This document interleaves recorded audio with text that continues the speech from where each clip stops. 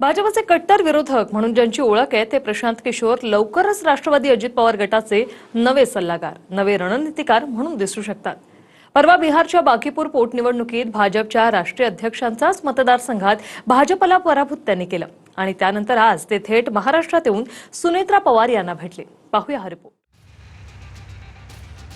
भाजपला त्यांच्याच राष्ट्रीय अध्यक्षांच्या मतदारसंघामध्ये चारी मुंड्या चित करणारे प्रशांत किशोर सुनेत्रा पवारांच्या भेटीला पोहोचल्यामुळे सर्वांच्या भुवया उंचावल्यात।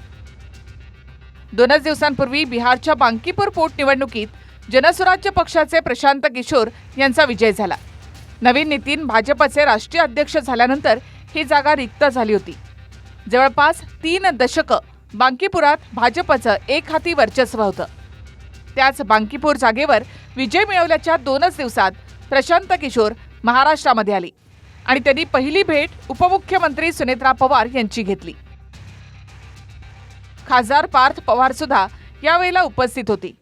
येत्या काळामध्ये प्रशांत किशोर अधिकृतपणे राष्ट्रवादी काँग्रेसच्या सल्लागाराचं काम पाहतील अशी चर्चा आहे। त्याच पार्श्वभूमीवर ही भेट महत्त्वाची मानली जाते। याआधी मे महिन्यातही प्रशांत किशोर यांची सुनेत्रा पवार आणि पार्थ पवार यांच्यासोबत बैठक झाली होती। स्वतः राजकारणामध्ये उतरलेले असले तरी प्रशांत किशोर हे एक प्रसिद्ध रणनीतिकार आहेत। अजित पवार हयात असताना त्यांनी अरोरा यांच्याकडे पक्षाच्या रणनीतीची सूत्र दिली होती।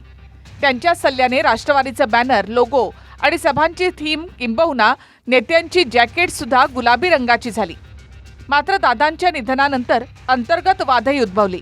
तेव्हापासून प्रशांत किशोर राष्ट्रवादीचे नवे रणनीतिकार असतील अशी चर्चा सुरू आहे।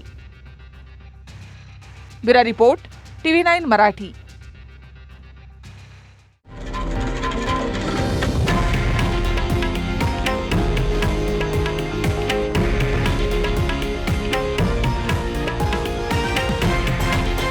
हे आहे देशातील नंबर 1 न्यूज नेटवर्क आणि आपण पाहत आहात TV9 मराठी, एकमेव।